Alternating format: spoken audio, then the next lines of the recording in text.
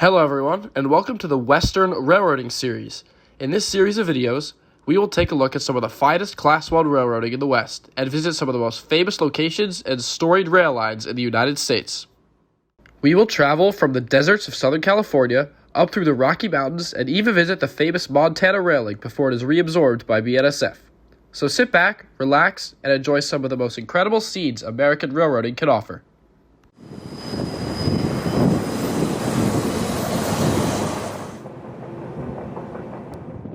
In this episode, we will be covering the Union Pacific's route through the Colorado Rockies. We will start in Utah, along the canyons of the Colorado River, before soaring high into the Rocky Mountains, all while catching a diverse array of freight and passenger trains.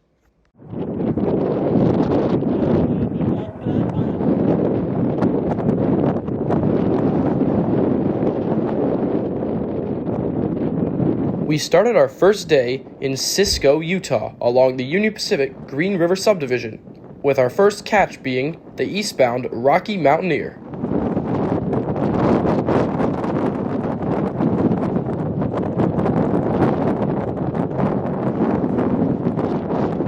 The Rocky Mountaineer is a luxury passenger train that operates twice weekly in both directions and runs between Denver, Colorado and Arches National Park in Moab, Utah, with an overnight stay in Glenwood Springs, Colorado. Rocky Mountaineer has several Canadian routes that it has run for years, but the Moab train is the first of its kind in the United States run by the company. It is pulled by two leased Union Pacific SD-70Ms.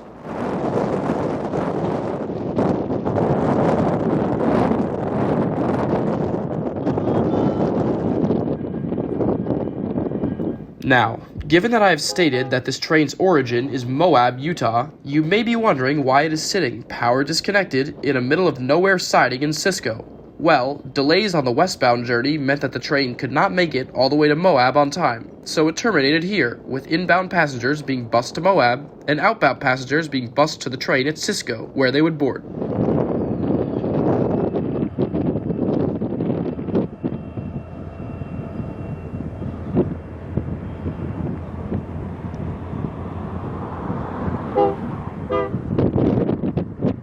What we are witnessing here is a runaround move using the Cisco siding to get the engines back on the eastbound side of the train to head back towards Glenwood Springs and Denver.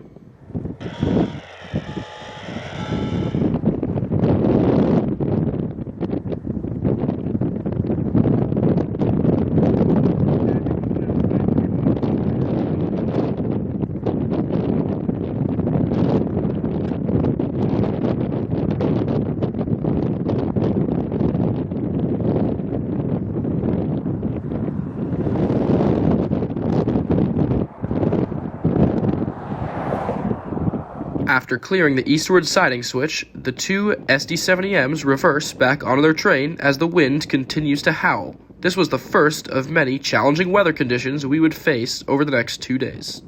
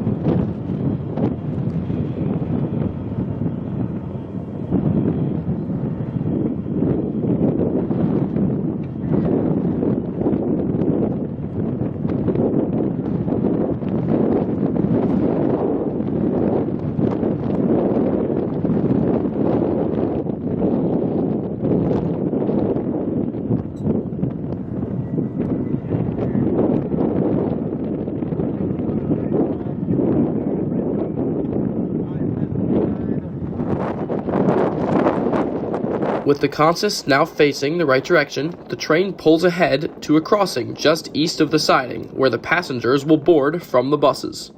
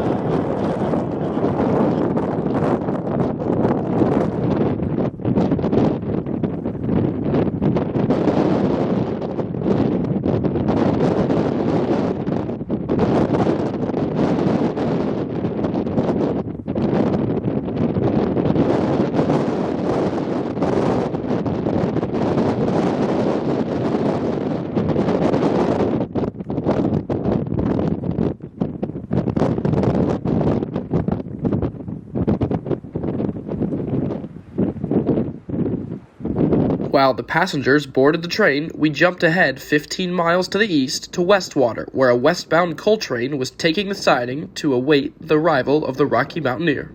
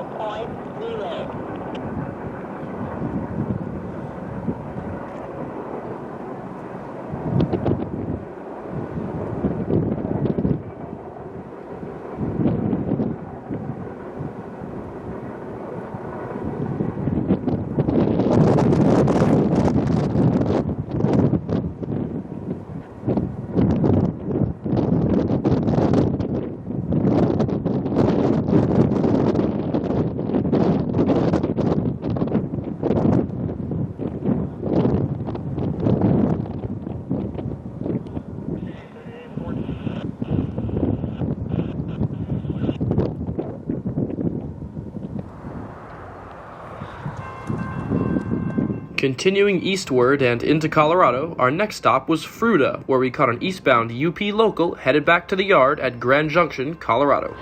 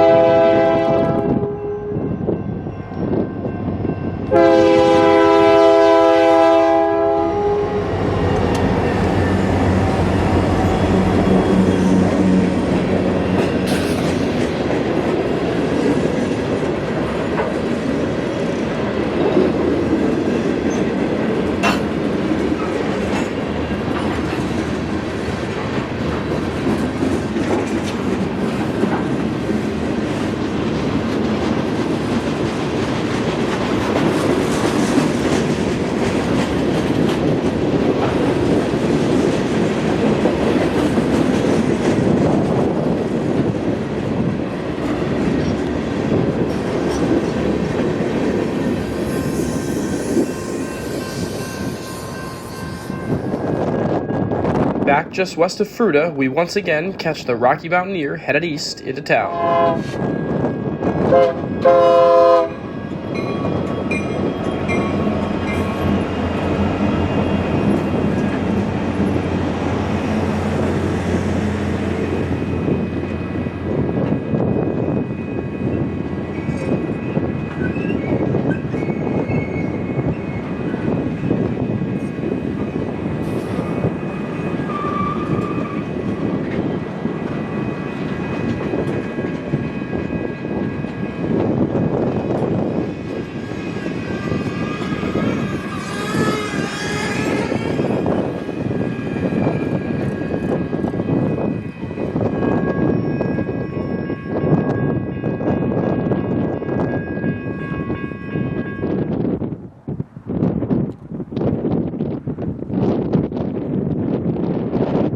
After the Rocky Mountaineer got onto the double track at Fruita, the westbound AMTRAK California Zephyr No. 5 powers up, headed towards Utah and, ultimately, California.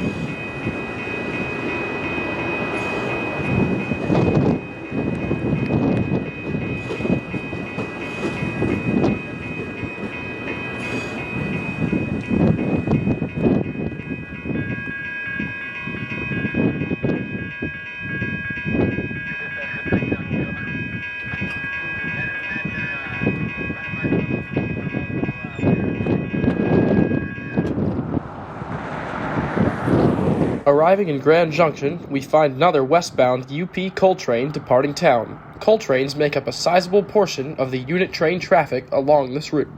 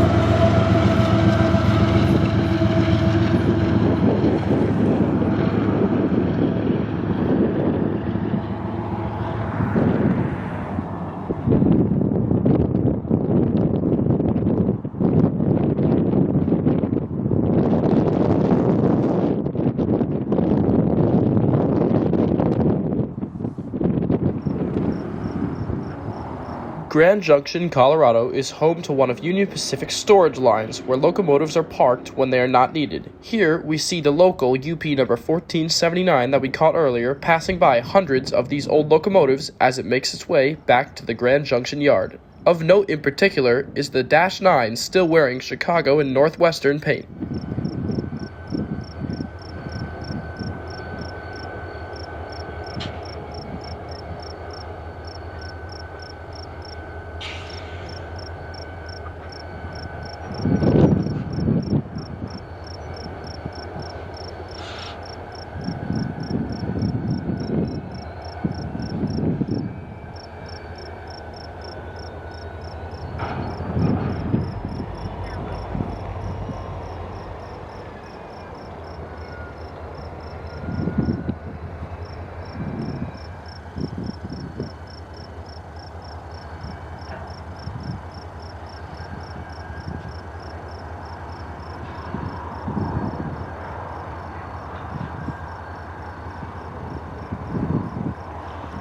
So this is the local we saw earlier arriving in Grand Junction, Colorado, next to the massive storage line here, which has some really cool stuff in it.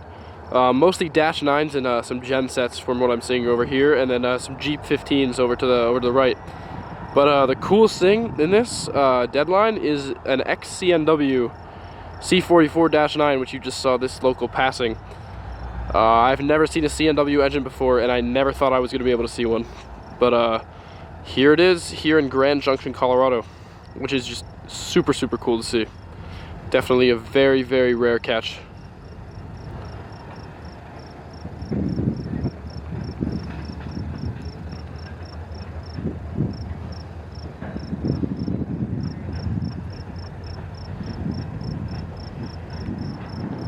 Jeep 15 right there. SD40, Jeep 15. All kinds of good power that you will not see on the main lines anymore. Here's another look at that CNW 9771.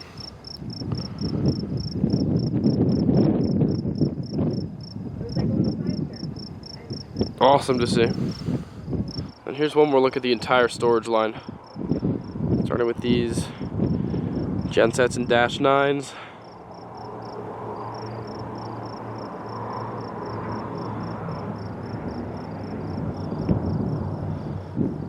Maybe some Dash 8s in here too. I'm not 100% familiar with the UP numbering, system. There's our CNW.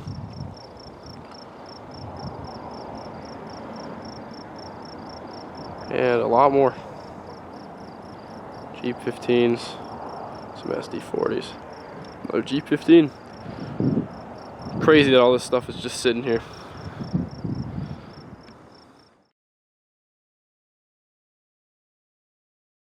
The next day, the first train we saw was a tied-down BNSF manifest train in Grand Junction. BNSF has trackage rights over this UP route between Denver and Salt Lake City. Of note, on this eastbound manifest, trailing third was one of BNSF's 25th anniversary commemorative units, recognizing the railroads that merged together to form the present-day BNSF. After leaving Grand Junction and following the UP Glenwood Springs Subdivision, we made it as far as Parachute, Colorado at milepost 401 before a BNSF trackage rights local stopped us heading westbound.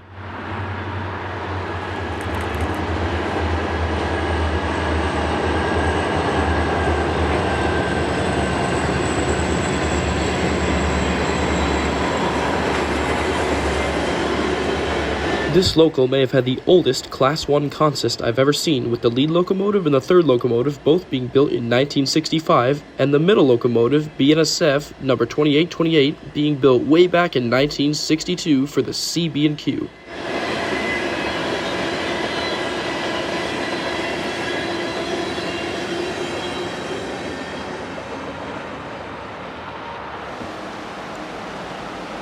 Continuing east through Glenwood Springs and into the Colorado River Valley, we were greeted by both a late May Colorado Rockies snowstorm as well as a westbound UP manifest headed for Grand Junction.